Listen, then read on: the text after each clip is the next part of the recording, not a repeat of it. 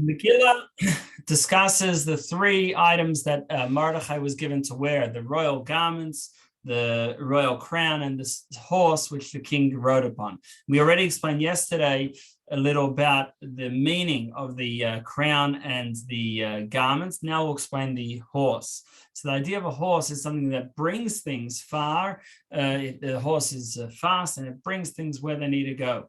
So we, at Matan Torah, the giving of the Torah, we also had these horses, which is the letters of Torah that bring Hashem's light into all the way to the physical world. And this continued afterwards with the Mishkan and so with mitzvahs in general that bring Hashem to the physical world. Now the Gemara talks about, based on a pasuk, about these angels that bring Hashem's light through 18,000 worlds. Talks about 18,000 angels based on the pasuk in Tehillim, Rechav Elikim Ribosaim Alfei Shinon, but there's 20,000 minus 2,000 of these Kruvim angels, and they're like the horses, but at a more spiritual level. And at the story of Purim, it was the culmination of the giving of the Torah. Just as with the giving of the Torah, we had this bring down Hashem's light to the physical world. The ultimate of that was at Purim, when they fully accepted the mitzvahs and they had Mesiras Nefesh not to convert, to stay Jews despite the risk to their life. So Haman was able to. It says that Haman brought the garments and the horse, but it doesn't mention the crown, because the crown is totally beyond Haman. Even when Haman is refined, there's a bad Haman and good Haman. Just like with Pari, we say good and bad Pari. So Haman refined, Haman in general represents arrogance, but arrogance can be refined to have the courage to serve Hashem, because seemingly, who are we? We're these small, puny nothings. How can we come close to Hashem? How can we make a difference to Hashem? So the positive Haman is the pride and courage to go forward and yearn for closeness to Hashem. But even when we do that, it can only reach the garment and horse, not the keser. The crown represents the highest level, and that can only come from bittul, from self-nullification of Moshe. So then and only the Yidden can reach the crown. When they said Nasa B'nishma, they were given these two crowns. Whereas Haman, even positive pride and positive courage, will never reach the crown, which represents a keser, high spiritual level.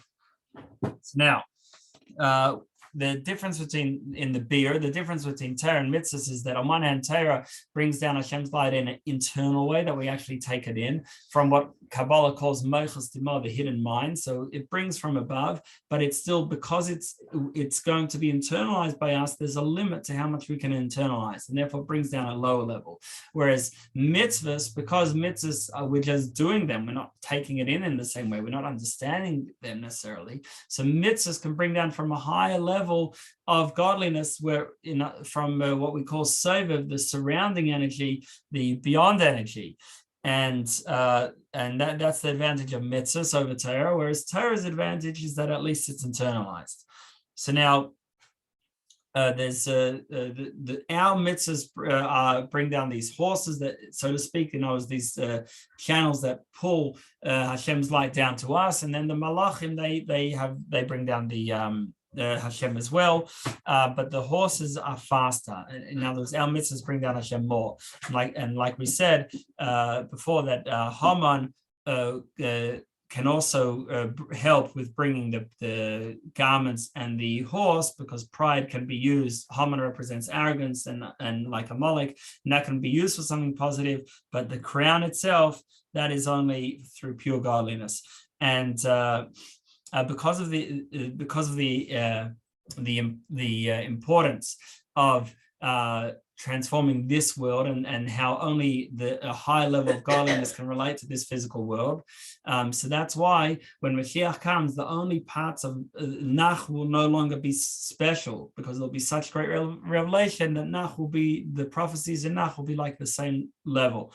Whereas Esther, the scroll of Esther and Halacha will stay, because Halacha is about bringing Hashem even into the physical world. And that's something that will be powerful even with Mashiach. And Esther comes from the word concealment, the deepest level of concealment, which represents a concealed light, a beyond light, a light that will be special even when Mashiach comes.